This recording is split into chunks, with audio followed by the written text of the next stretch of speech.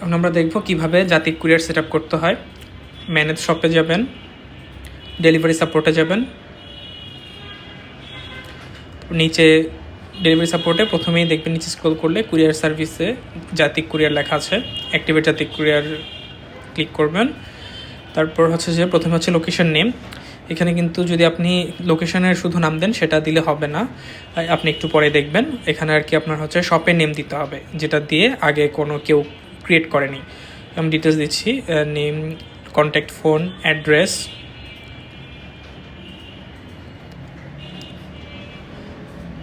City, zone, area, এসব details fill up করবেন।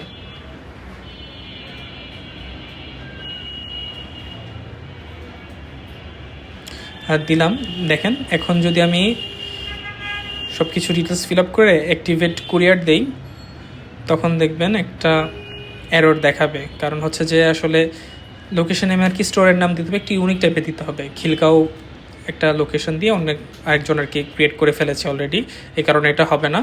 এখন আমি চেঞ্জ করে নাম দিচ্ছি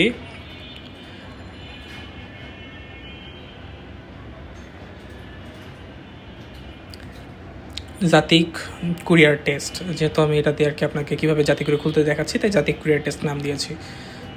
তাহলে আমার অ্যাপ্লিকেশনটা চলে গেল, অ্যাকাউন্টটা ক্রিয়েট হয়ে গেল। এখন হচ্ছে যে আমি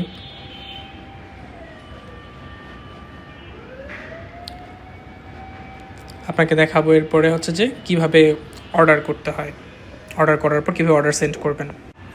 অর্ডারটা দেখার জন্য ফার্স্টে তো আমার একটা অর্ডার করতে হবে। ওয়েবসাইটে ঢুকে ফার্স্ট একটা অর্ডার করে নিচ্ছি।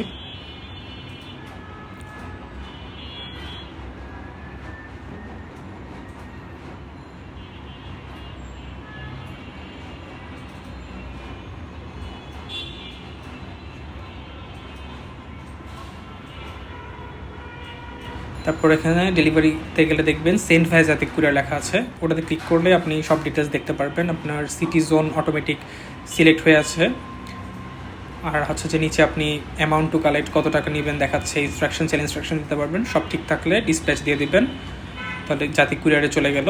আর ভিউ শিপমেন্টে গেলে আপনি এই পুরা শিপমেন্টটার ফুল ডিটেলস দেখতে পারবেন। আর ট্র্যাক অন ক্যারিবিতে ক্লিক করলে, যেহেতু আমাদের জাতিক কুরিয়ারটা ডেলিভারি হচ্ছে এখন ক্যারিবির মাধ্যমে, তাহলে ক্যারিবিতে ফুল ট্র্যাকটা আপনি দেখতে পারবেন আপনার শিপমেন্ট নিয়েছে কিনা। তো এই গেল আমাদের জাতিক কুরিয়ার